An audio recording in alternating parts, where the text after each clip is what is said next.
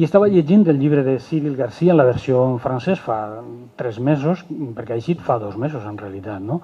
Allà a França, i estava sol a casa i en un moment donat va llegir una anècdota que potser a vostès es sembla una anècdota tonta.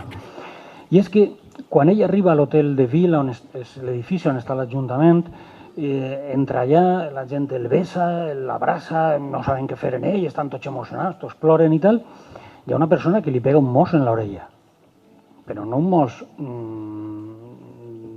d'afecte, no? Li fa molta sang i hi ha un metge militar allí que l'ha de curar l'hemorràgia, no?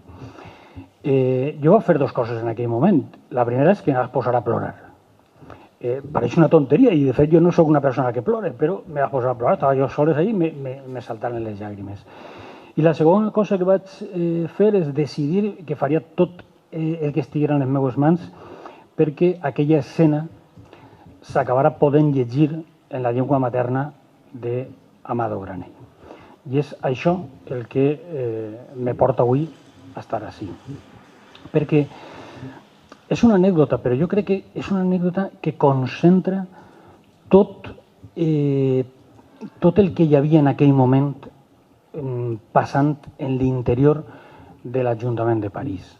Perquè hi havia moltíssimes tensions acumulades durant molt de temps i en aquell moment se desferma tota la tensió, s'allibera tota aquella tensió i és lògic pensar que algú no sap què fer i mossega el primer soldat de la divisió Leclerc que veu arribar, no?